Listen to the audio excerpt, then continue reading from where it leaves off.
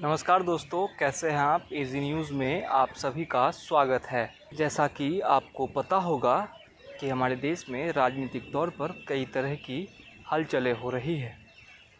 बात बात पर विपक्षी दल एक होने की कोशिश कर रहे हैं। विपक्षी दलों की कोशिश है कि सभी एक जगह पर आए और एक मोदी के खिलाफ़ एक ऐसा मोर्चा तैयार किया जाए जिस पर सभी विश्वास करें और उसके पक्ष में आकर वोट करें। एक तरफ जहां राहुल गांधी भारत जोड़ो यात्रा पर निकले हैं, तो वहीं कुछ दिन पहले नीतीश कुमार दिल्ली के यात्रा पर थे। दिल्ली में विपक्षी दलों के अलग अलग नेताओं से वो मिले थे और फिर उसके बाद वो कि उसके कुछ दिन पहले ही तेलंगाना के मुख्यमंत्री केसीआर पटना आए थे और वहाँ पे उन्होंने एक बड़ा ही प्रेस कॉन्फ्रेंस किया था।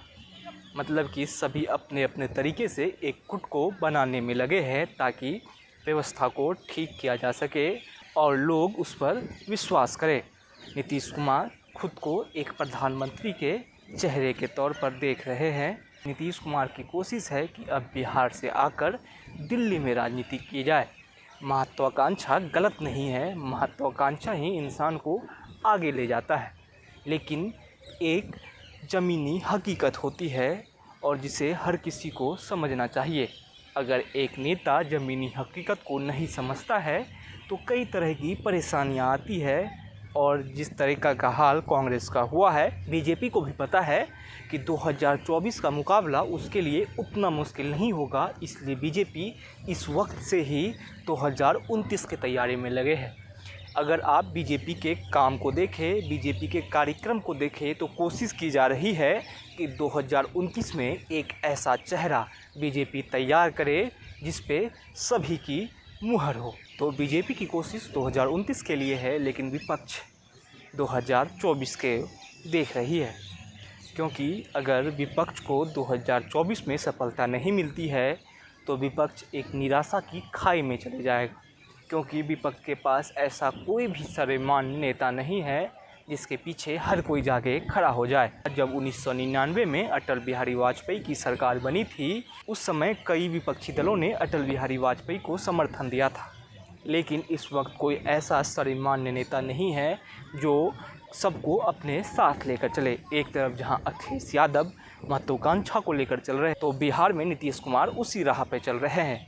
तेलंगाना में केसीआर, मुंबई में शरद पवार, अलग अलग जगहों के अलग अलग राजनेताओं की अपनी अपनी मांगें हैं, क्योंकि सभी को एक छत के नीचे लाना एक बहुत बड़ी चुनौती है। और कांग्रेस इस वक्त जिस अवस्था में है, वो कहीं से भी ऐसा लगता नहीं है कि कांग्रेस ऐसा कर पाएगी। तो फिर राजनीति कहाँ जाएगी, क्योंकि दिल्ली से लेकर अलग अलग राज्यों में बीजेपी अपना विस्तार करने में लगी हुई है। केंद्र में बीजेपी मजबूती के साथ बैठी हुई है, तो विपक्ष का क्या होगा। बिहार में हालांकि बीजेपी अब सत्ता से बाहर है, लेकिन जिस तरह से सत्ता से बाहर होने के बाद बीजेपी ने अपना विपक्षी तेवर दिखाया है, वो बेहद ही खास है।